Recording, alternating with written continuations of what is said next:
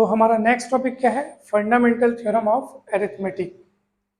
According to this theorem, every composite number can be expressed as a product of primes, and this factorization is unique apart from the order in which the prime factors occur. सबसे पहले तो हमें यहाँ पे दो शब्द हैं, उनको बहुत अच्छे से समझना पड़ेगा, prime numbers and composite numbers. क्या आपको पता है कि प्राइम नंबर्स क्या होते हैं और कंपोजिट नंबर्स क्या होते हैं? कौन कौन?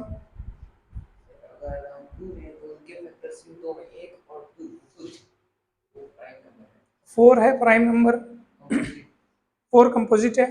क्यों? कौन कौन?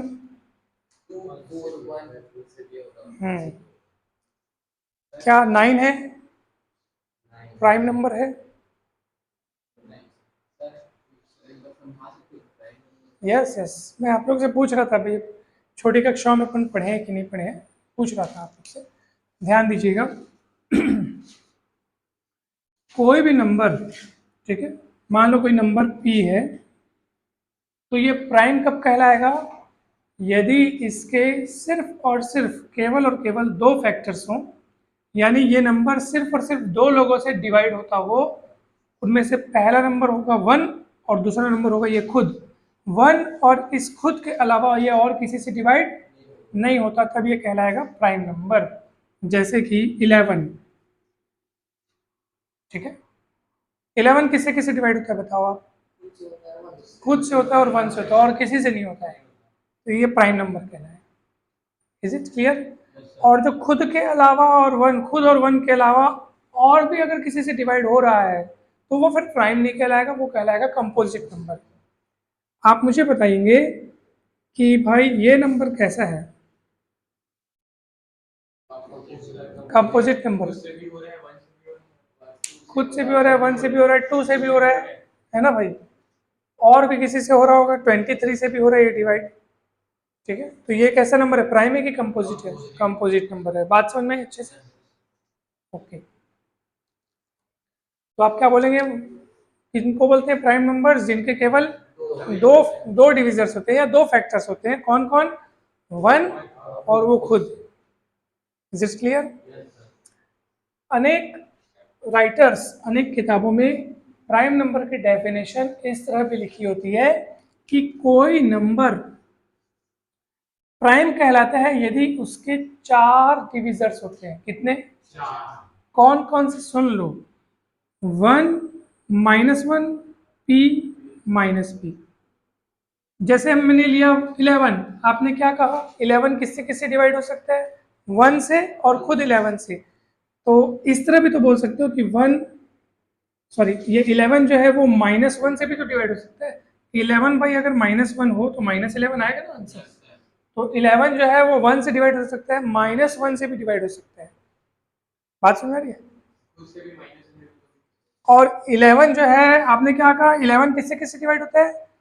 1 से और खुद से। खुद मतलब 11 से, लेकिन ये -11 से भी तो डिवाइड हो सकता है क्या? नहीं हो सकता क्या? 11 बाई -11 करोगे तो -1 नहीं आएगा। तो इसलिए अनेक किताबों में इस तरह से भी दिया होता है जिसके एग्जैक्टली कितने डिविजर्स होते हैं? 4। कौन कौन से? 1 -1 p -p। याद रहेगा? तो इस बात को याद रखना आप लोग। p कौन है? वही इंटीजर जिसके बारे में, जिनको हम प्राइम कहने जा रहे हैं, वही p प्राइम इंटीजर। समझ में आया कि नहीं है? Is it clear? ओके, आगे बढ़ते हैं अपन।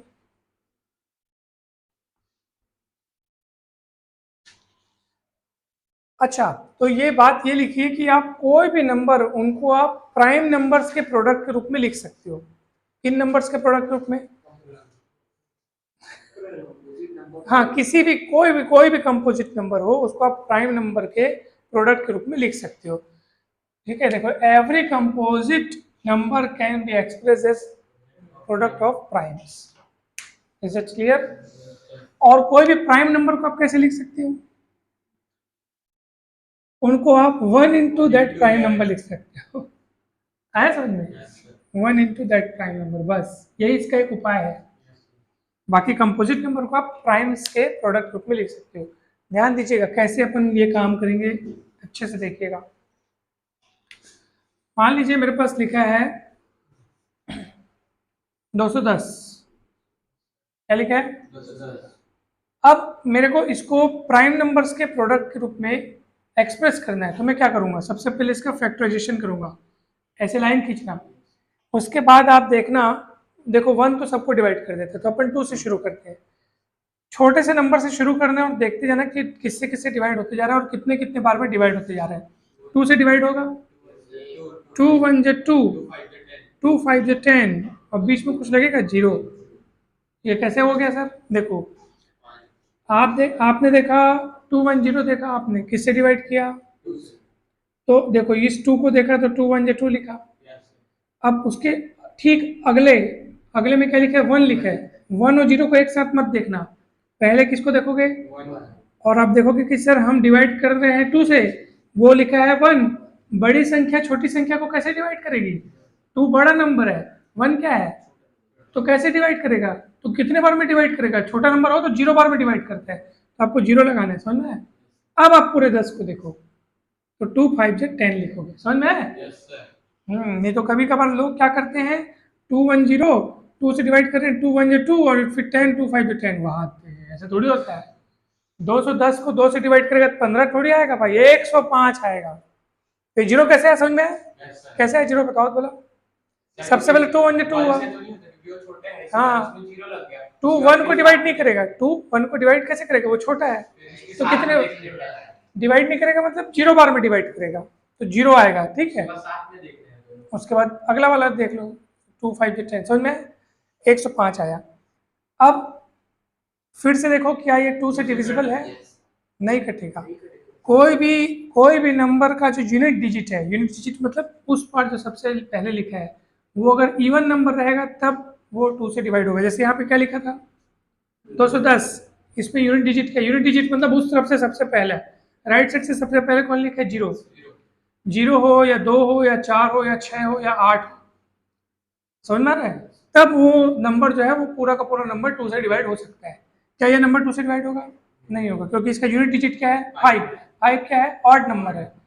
ऑड नंबर के केस में वो पूरा जो नंबर है वो 2 से डिवाइड नहीं होता है। समझ में आया कि नहीं है, तो अभी किससे डिवाइड होगा, ये 2 से तो नहीं होगा। आगे बढ़ते हैं, 3 से होगा कि नहीं होगा, चेक करना पड़ेगा। 3 से कोई नंबर डिवाइड होता है कि नहीं होता, ये जांचने के लिए आप उस नंबर के डिजिट्स को ऐड करो, आपस में जोड़ो इसको। 6, क्या 6 3 के टेबल में आता है, हाँ, तो ये पूरा नंबर 3 से डिवाइड होगा। चलिए करते हैं 3 से डिवाइड, 3 3 जा 9, 1 बचेगा यहाँ पे, 5 के साथ 15 हो जाएगा। गुड, समझ में आया? क्या ये अब 3 से डिवाइड होता है, क्यों नहीं होता, डिजिट्स को जोड़ के देखो, डिजिट्स को जोड़ के देखो ना, 8 3 के टेबल में आता है क्या, 4 को बात छोड़, 3 के टेबल में आता है क्या, हाँ, तो ये 3 से डिवाइड नहीं होगा।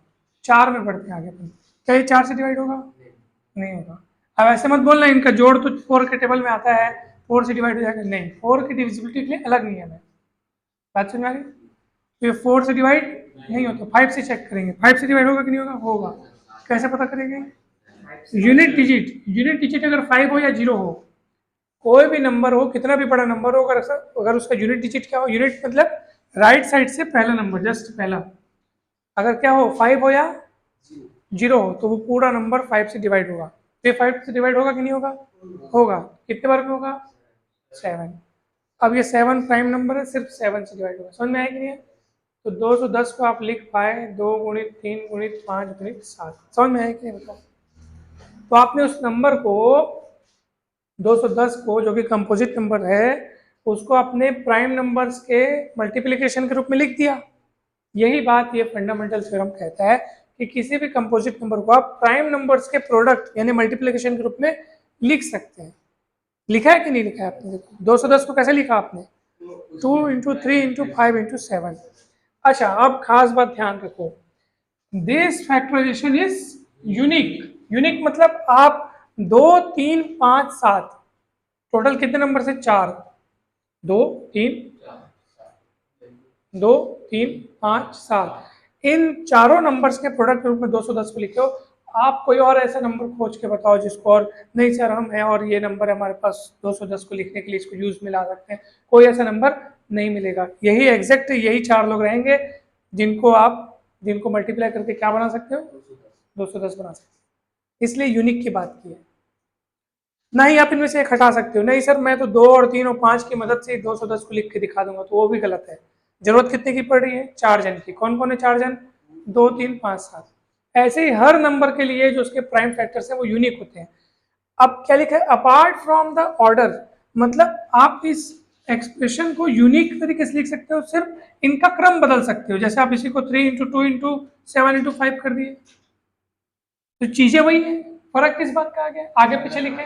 बस इसी बात पे आप बस उसको अलग अलग कर सकते हो। बाकी आप बोलोगे 2 3 5 7 के अलावा मैं 11 भी यूज करना चाहता हूँ 210 को लिखने के लिए, ठीक है। हाँ, तो समझ में आ रहा है। तो ऐसा आप लोग नहीं कर सकते, मतलब कि केवल आप उसका क्रम बदल सकते हो, क्रम मतलब ऑर्डर बदल सकते हो, उसको संख्याओं को आगे पीछे करके लिख सकते हो, वो चलेगा।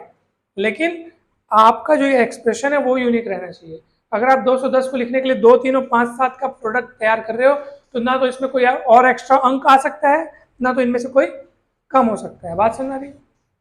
चलो आप मेरे को इसका इसका फैक्टराइजेशन करके बताओ। 3600,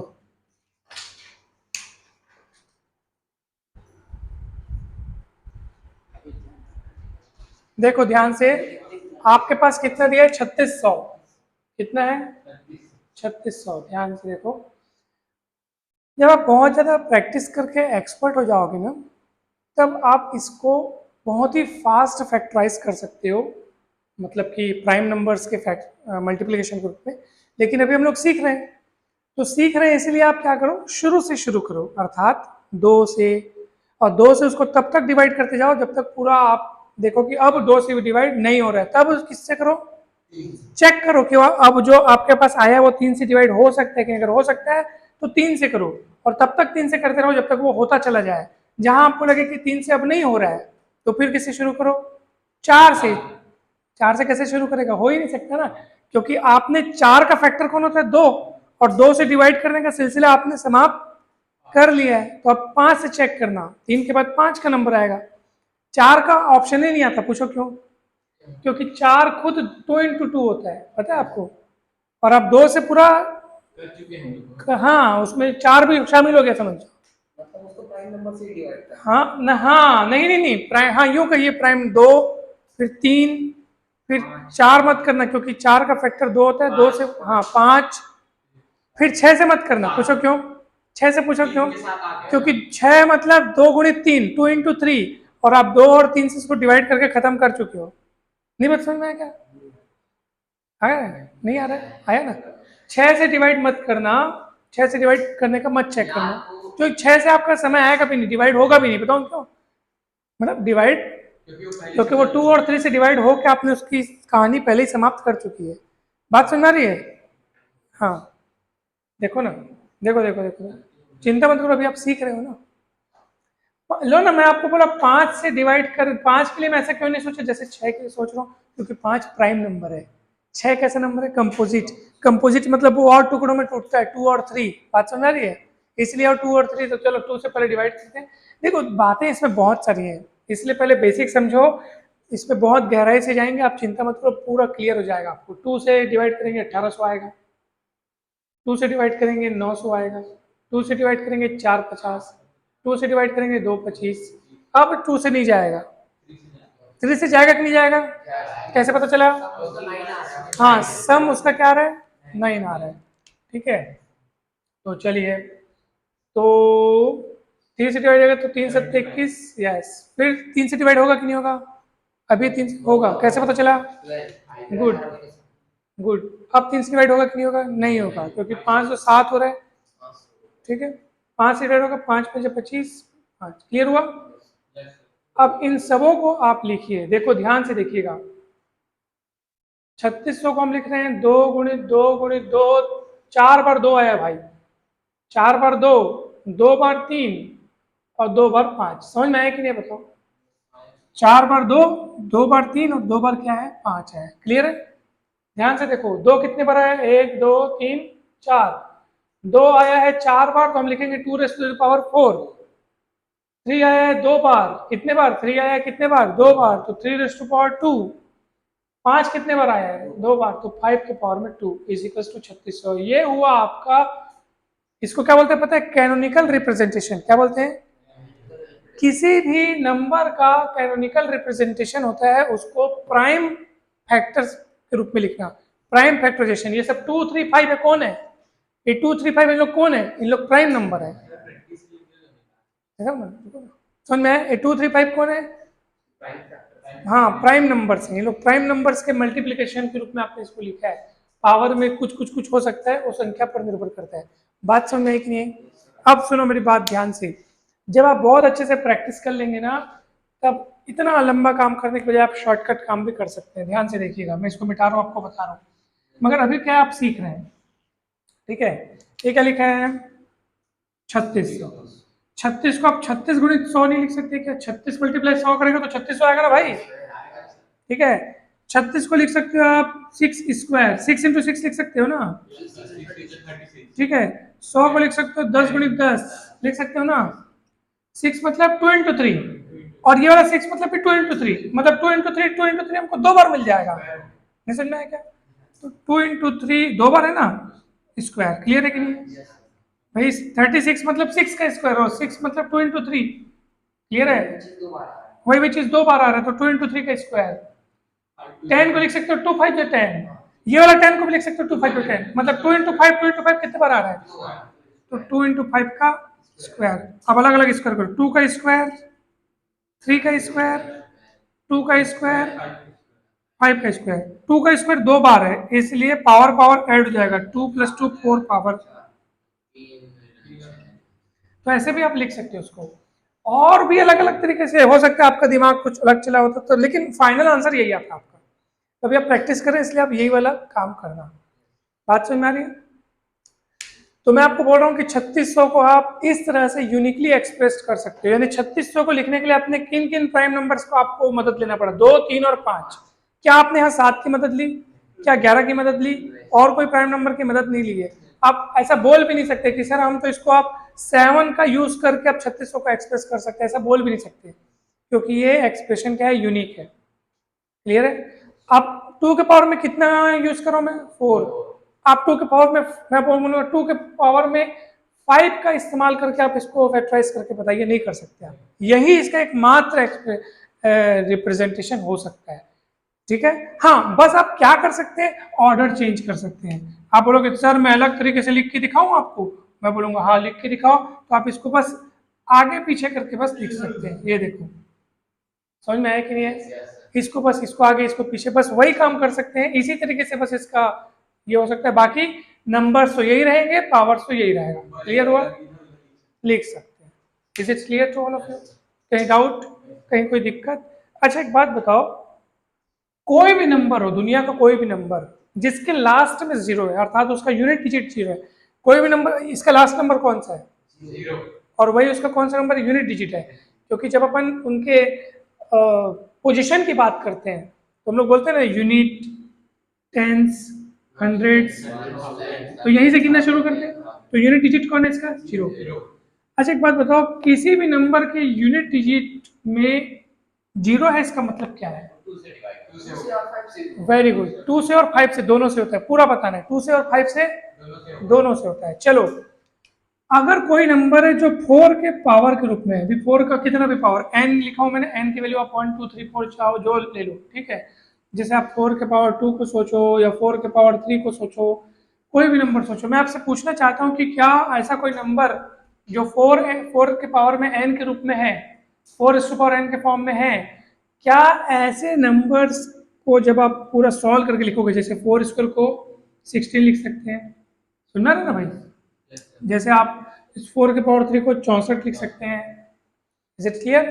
जैसे आप 4 के पावर 4 को आप लिख सकते हैं 256, इस टाइप से और आगे बढ़ सकते हैं। मैं आपसे पूछना चाहता हूं कि क्या ऐसे नंबर्स जो 4 के पावर n से बने हों, ये सब 4 के पावर n वाले नंबर है, क्या ऐसे नंबर्स के लास्ट में 0 आएगा? अगर उसके प्राइम फैक्टराइजेशन में 2 और 5 आता तो आएगा। तो क्या, हाँ वेरी गुड, अगर इसके प्राइम फैक्टराइजेशन जब अपन करें तो 2 और 5 हो होगा तो 10 आएगा, अन्यथा नहीं आएगा। Is it clear? मगर वही बात यहाँ पे चेक करो कि क्या इसके प्राइम फैक्टराइजेशन जब अपन करेंगे तो 5 आएगा क्या, चेक कर लो। सिर्फ 2 आने से काम नहीं चलेगा, सिर्फ 2 आने से।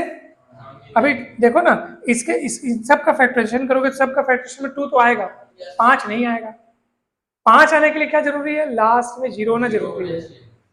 ये यूं कहिए कि 0 है तो 5 आएगा, उसके फ्रैक्शन में बिल्कुल नहीं आएगा। अब एक बात बताऊं, ये क्या लिखा है, तो 4 को आप लिख सकते हो 2 का पावर में 2, और उस पूरे के पावर में ये n लगा हुआ है, तो उसको पावर के ऊपर पावर रहती है ना, तो पावर का मल्टीप्लाई देते हैं, तो 2 के पावर में 2n। समझ में आया कि नहीं?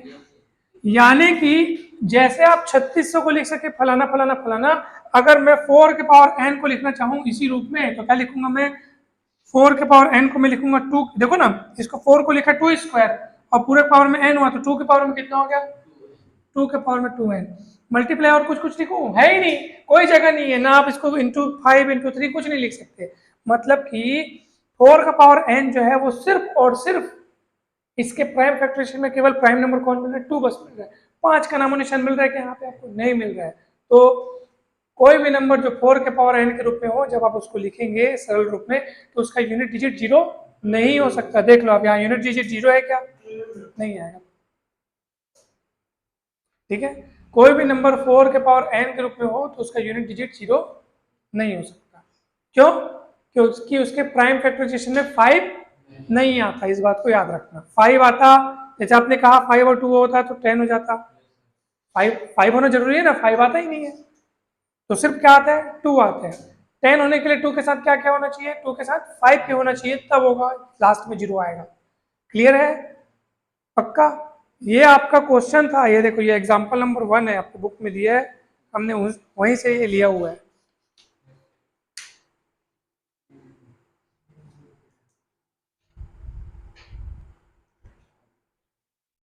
HCF यानी हाईएस्ट कॉमन फैक्टर। क्लियर? चलिए, मान लीजिए मुझे 16 और 20 का HCF निकालना है। 16 और 20 का क्या निकालना है, HCF हाईएस्ट कॉमन फैक्टर निकालना है। सबसे पहले हम दोनों का फैक्टराइजेशन करते हैं। चलिए, 16 को कैसे लिख सकते हैं, 2 से डिवाइड होगा, 8 4 2, ठीक है। चलो और किसका करेंगे, 20 का करेंगे, 2 10 2 फिर 5। तो 16 को हम लिख सकते हैं 2 इंटू 2 इंटू 2 इंटू 2। 20 को लिख सकते हैं 2 इंटू 2 इंटू। अब दोनों में आपको कॉमन फैक्टर्स कौन कौन से देखने हैं, ठीक है। एक कॉमन फैक्टर मतलब जो वहां भी हो और यहाँ भी हो, उनकी जोड़ी बनानी है हमको। एक पेयर बन गया, एक बार लिखो, एक और जोड़ी बन गई, एक बार और लिखो, समझे। आप बोलोगे यहाँ तो 2 है लेकिन यहाँ उसकी जोड़ी तो नहीं है ना, अगर यहाँ एक और 2 होता तो जोड़ी बन जाती। अब बोलोगे सर ये भी 2, यहाँ तो 2 नहीं है लेकिन, और 2 खत्म हो गए यहाँ पे। अब बोलोगे यहाँ 5 है, यहाँ वहां भी नहीं है, अगर वहां भी 5 होता तो क्या होता, 5 5 की जोड़ी बन जाती। बात समझ, तो एक बार 5 भी लिखा जाता। क्लियर है? लेकिन 5 सिर्फ यहाँ है, वहां नहीं है। जो वहां है वो यहाँ नहीं है, और जो है वो वहां नहीं है, तो जोड़ी नहीं बनेगी। जोड़ी कब बनती है, जब वो दोनों में हो। तो जो लोग दोनों में थे उनकी जोड़ी बन गई। तो यहाँ पे HCF कितना निकला, HCF क्या होगा, 4। समझ में आया? हाईएस्ट कॉमन फैक्टर कौन है, 4। अच्छा बताओ, 16 को कौन कौन डिवाइड करता है, कौन कौन डिवाइड कर सकता है 16 को? तो सुनो ना, फैक्टर्स ऑफ 16 कौन कौन से हैं, 1 2 4, पॉजिटिव देखो, प्लस में देखो, हाँ 8 8 16। समझ में आया कि नहीं? चलो ये 16 के फैक्टर हो गए। 20 के फैक्टर्स कौन कौन है बताओ, फैक्टर्स ऑफ 20, 1 2 4 5 10। समझ में आया कि नहीं? पक्का? कोई डाउट है क्या? हाँ, पहले इसको खत्म हो जाने दो फिर बता रहा हूँ। फैक्टर्स ऑफ 16, फैक्टर्स किनको बोलते हैं? जो उनको डिवाइड करता है, वेरी गुड। 16 को कौन कौन डिवाइड करता है? 1 2 4 8 16। 20 को कौन कौन डिवाइड करता है? 1 2 4 5 10 20। समझ में? ये 16 के फैक्टर्स, ये 20 के फैक्टर्स। इनमें कॉमन कौन कौन है देखते हैं। 1 1 दोनों में कॉमन है, 2 भी है, 4 भी है। मतलब आप देखो इनमें बड़ा से बड़ा, सबसे बड़ा कॉमन फैक्टर क्या है? 4। तो आपका HCF क्या आ जाएगा? 4 आएगा। हाईएस्ट, देखो नाम क्या है इसका? Highest common factor. तो 16 के फैक्टर्स और 20 के फैक्टर्स को देखा हमने, और इनके फैक्टर्स में कॉमन फैक्टर जो सबसे बड़ा वाला हो कौन है? वो 4 है। तो ये 4, मतलब मैं आपको HCF निकालने का ये एक तरीका था और ये एक तरीका है, ये दो अलग अलग तरीके हैं। 16 और 20 का HCF निकालने का पहला तरीका क्या है कि आप उनका फैक्टराइजेशन करो, फैक्टराइजेशन करके आप ऐसे लिख दो, हाँ ऐसे प्राइम फैक्टराइजेशन किए उनका। उसके बाद कॉमन फैक्टर का जोड़ी बनाते जाओ, 2 2 का जोड़ी बना, 2 2 का जोड़ी बना। फिर क्यों जोड़ी बननी क्यों बंद हो गई? क्योंकि वहां 2 था, नीचे 2 नहीं है, नीचे 5 है, ऊपर 5 नहीं। समझ में? जो हाँ, जो ऊपर और नीचे दोनों होगा उसी का जोड़ी बनेगा, और उसी को यहाँ पे एक बार लिखना है। ठीक है, तो HCF कितना है? 4 है। ये HCF निकालने का एक तरीका। दूसरा तरीका क्या है? उनके फैक्टर्स लिखिए आप। ये 16 के फैक्टर्स है, ये किसके फैक्टर्स? फैक्टर्स लिखने के बाद देखो बड़े से बड़ा क्या है जो कॉमन है? 4। तो 4 आपका HCF है। क्लियर है? पक्का? अच्छे समझ में है? चलो आप मेरे को होमवर्क लिख लो, इसको कर क्या ना, आपके बुक में दिया है 96 और किसका 404 का HCF निकालो। 96 और 4 का HCF निकालो। 6 72 और 120 का, 6 72 और 120 का HCF निकालो।